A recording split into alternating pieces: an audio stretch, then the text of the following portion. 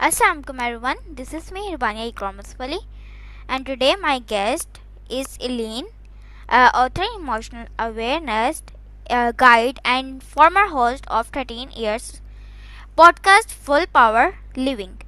Her work focuses on helping people understand and partner with their emotions so they can grow, heal, and move forward in life.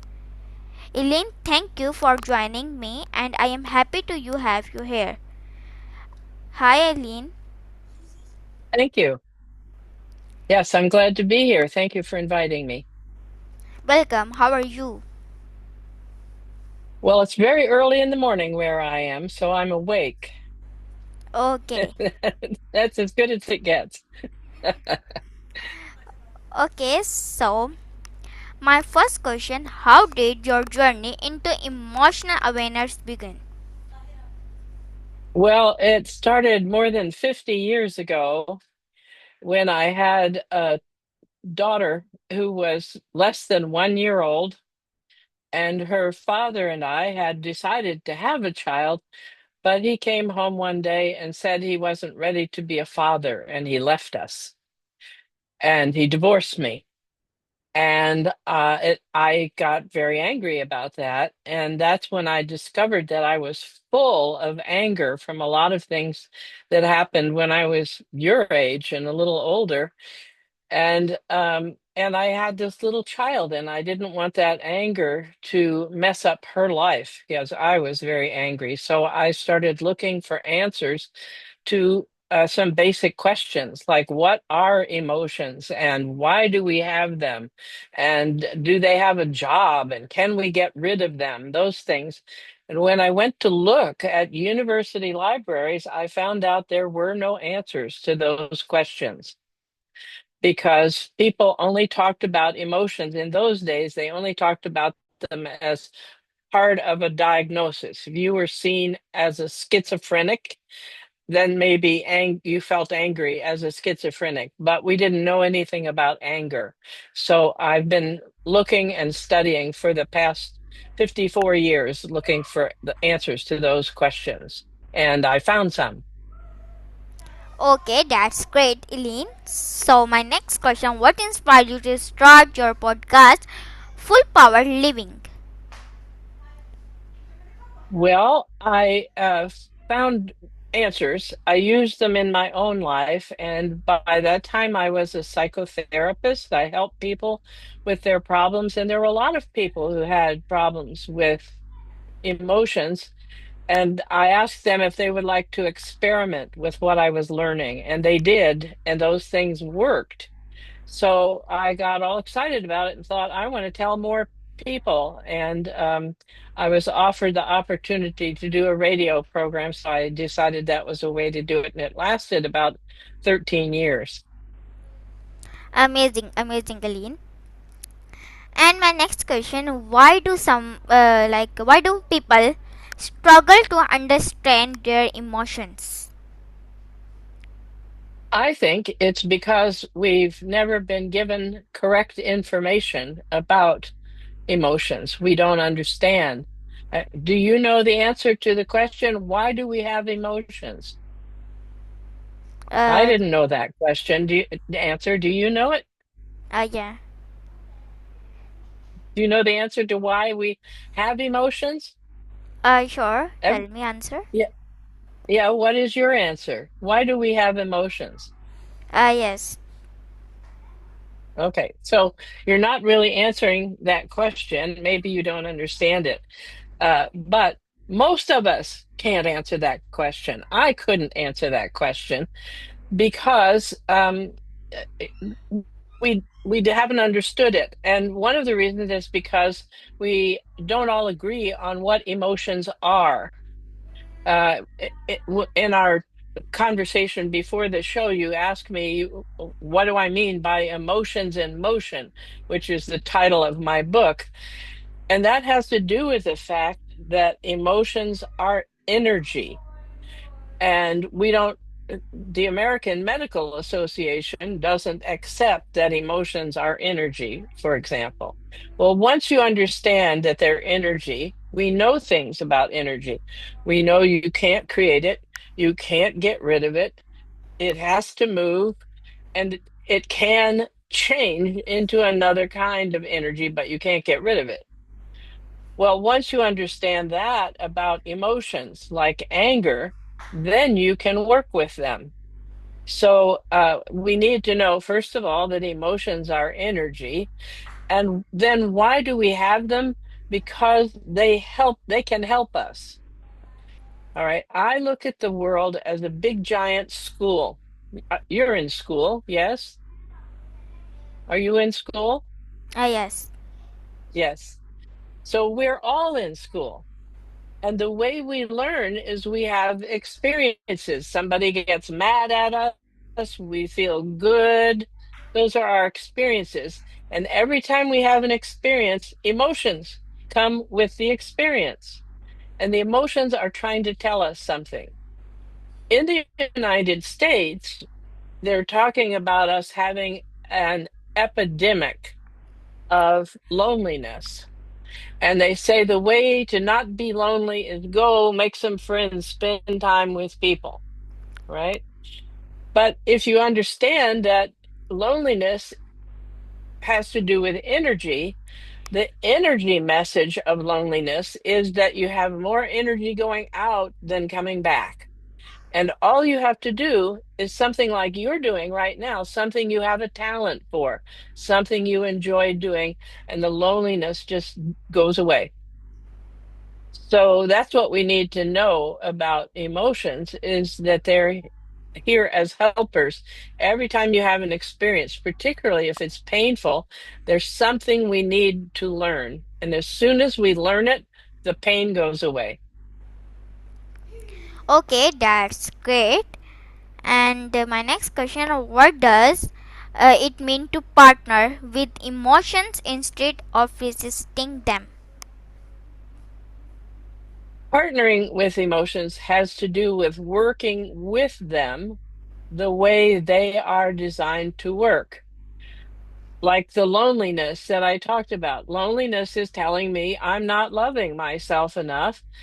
So if I partner with it, I start looking for how can I love myself some more? I love myself some more, and I let the energy of the loneliness go on wherever it's going to go. Okay.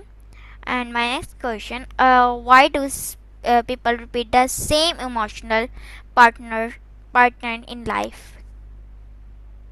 I'm sorry, I don't understand the question. Why do we have the same what? Why do people repeat the same emotional patterns in life? Ah, the same emotional patterns. Because we're stuck. You probably don't know what a record is. It's a way we used to listen to music, and the record would get stuck, and it would just go around and make the same sound all the time. And that's what can happen with emotions. And it we don't get finished with emotions because we don't get finished with the learning that we have to do. So we have the same patterns that come back again and again. If I'm if I feel angry toward you and I don't deal with it, I don't say, okay, I need to learn something here. What I need to learn usually with anger is that I believe that things are supposed to happen a certain way in the world, and they're not happening that way. So I have an expectation, and it's not happening.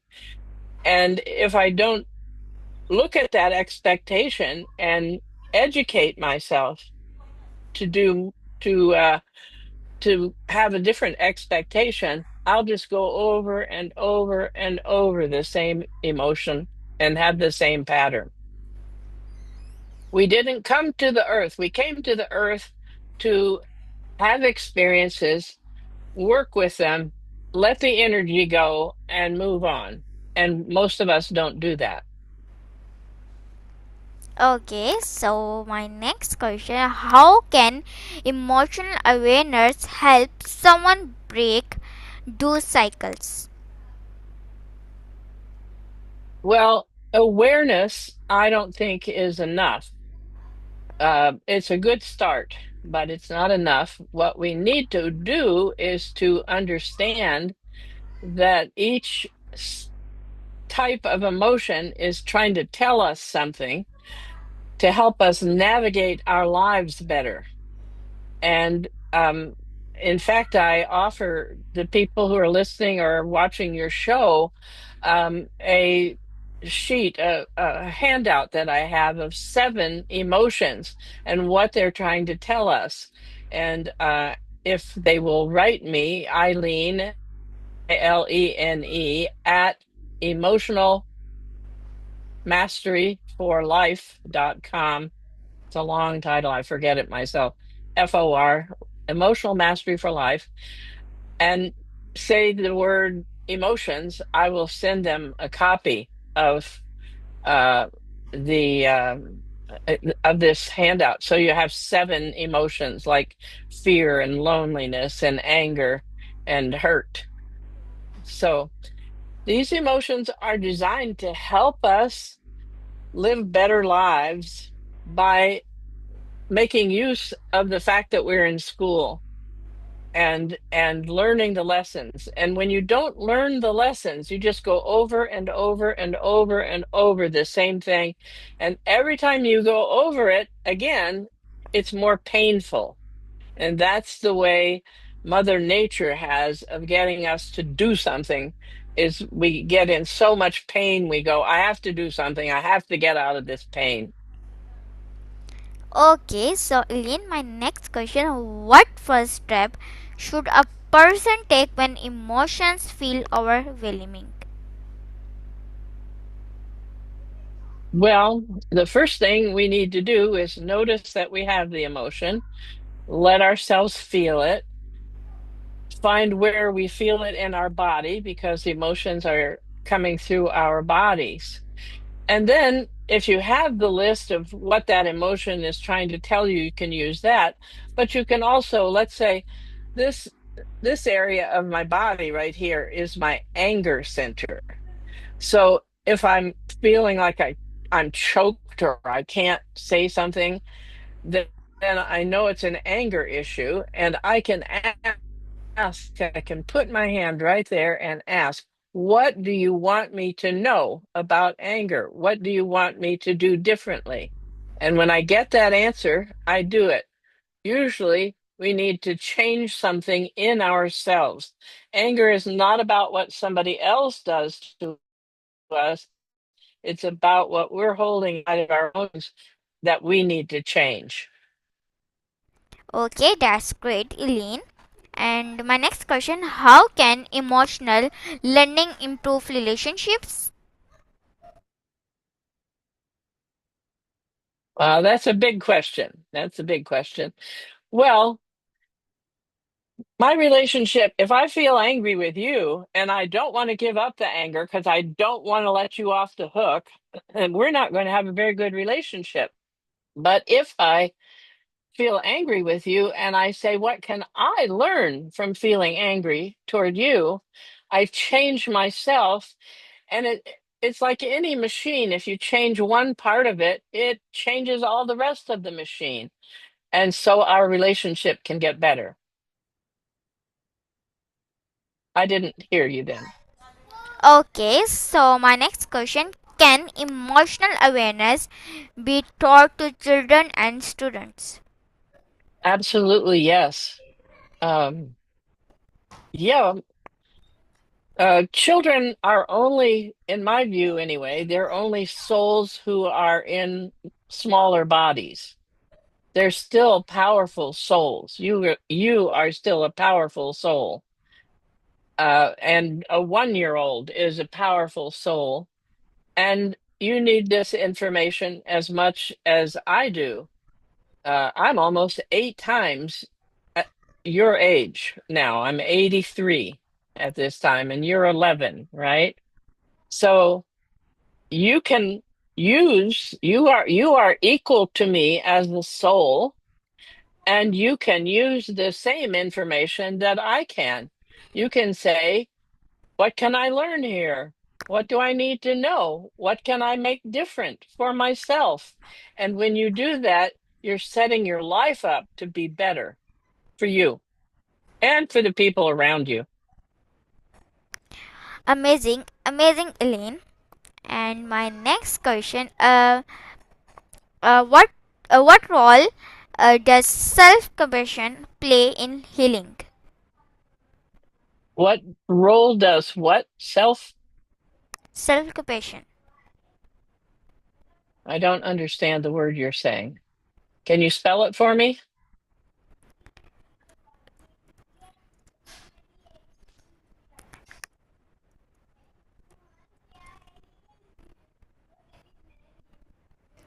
Compassion, self-compassion.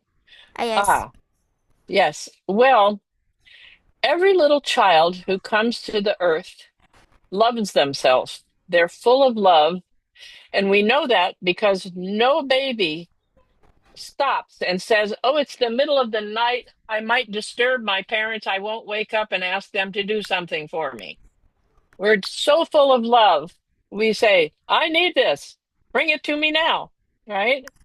And so what happens for most people as they stay in their lives and get older, they have experiences and they end up not loving themselves enough. So self-compassion is about loving yourself. And that's one of the key things that we need to do is to keep on loving ourselves because everything starts from inside. If I love myself, it's going to be easier for me to love you. And also more people will feel loving toward me. It all starts from the inside. Does that make sense to you? Yes. Good. Okay, so my next question: is emotional growth more about thinking or inner listening? Well, certainly on the side of inner listening, but I think you have to do both. I mean, we have a brain, we have a heart. You have to do both. And the problem, as I said earlier, is that we haven't known what it is that we need to do. Most of us think we have to hold on to anger, for example. I better hold it in so I don't hurt anybody's feelings or I don't look bad. And anger is the most active emotion that we're given, which means it's always looking to move. And when you hold on to you hold on it into it, you hold on to it inside of yourself. And what is it doing there? It's moving, moving, moving. And it's trying to get out because emotions want to move. And what will it find to try to get out? Your weakest point. If you have a gallbladder that's weak, if you have self-esteem that's weak, if you don't feel good about who you are, that's where the anger will come out. And um, and so it's important that we not hold on to any emotion, but keep on finding ways to use it and move it on so that we work with the system the way it was designed. Okay, so my next question: have you witnessed powerful transformations through this work? Yes, I've been a psychotherapist I'm in my 54th year now, and I've taught people uh, this material for about 45 of those years, right? And I've people who've come to me who are in pain, who are having problems with their lives. And in the beginning, I was learning it for myself, but then I said, would you like to experiment with this? And a lot of people said yes. Something interesting happened in COVID. A lot of people I'd worked with before, sometimes up to 40 years before COVID, found me on the internet and said they wanted to have a checkup with me. And what I found is that what they learned about emotions 40 years ago was still working well for them. They did not want to know more about emotions at that time. They had other questions. And so I know that it works, and I know that I've worked with thousands of people, and I know that almost all of them are living better lives as a result. Okay, so my next question, what message does the world most need about emotions today? Well, that's a big question too. Mostly, we need to know the answers to those questions that I asked, what they're for, why we have them, how to work with them, which means we need to know they're helpers.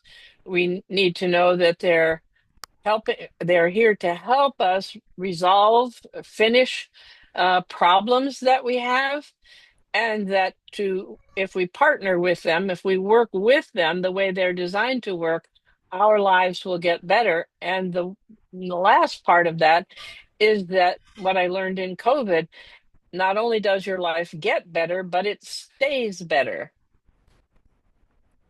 Okay, that's great. And my next question, what advice would you give someone who feels emotionally stuck? Well, the first thing would be to give yourself permission to have the emotions or to recognize that we all have them. Uh, One thing that's important is to realize a lot of people talk about negative emotions and positive emotions. That's like saying water is negative because it's energy. And water, if you put a dam on it and it builds a lot of water behind it, and then the dam breaks, it can be very destructive. The same thing can happen with anger, but it doesn't mean that water itself is negative. It just means this is its nature and this is what it does. So, first of all, we need to stop thinking, oh, anger is bad, love is good, uh, hurt is bad, uh, kindness is far better. We need to stop doing that. Questions. Okay, so my next question, what has this work taught you about life? Everything, everything. It's taught me, and a lot of people say this is that they have trouble accepting it. It's taught me that life is designed to be more simple than we think, and that we have problems in life because we resist living life the way it's designed. We say, oh, I can't feel anger. I can't feel sad. I can't feel hurt. And that's resisting. And every time you resist, energy piles up and you have problems. So, what we need, the biggest message is if you want to get unstuck with emotions, accept that there's not good or bad. They're going to be with you forever because you can't get rid of it. And therefore, you need to start working with it. And again, if you're interested to do that, uh, write me for your sheet. Do you have that written down someplace for somebody, or is there a place they can read my address? Okay, Okay, so you're not hearing my question. At any rate, it's Eileen at emotionalmasteryforlife.com, and send me something that says emotions and I'll send it to you. Okay. okay. Okay, so Eileen, my last question, what final message would you like our listeners to remember? Tell me just who are your listeners? Who listens to your program? How are they children or are they adults? Who listens? Do you know? Both. Both. Okay. Well, so then I want to give an answer for both. The thing is that we came to this earth, in my learning, to live life, to enjoy life, to have fun, to feel good. And if you don't feel that way, then there's more you need to learn.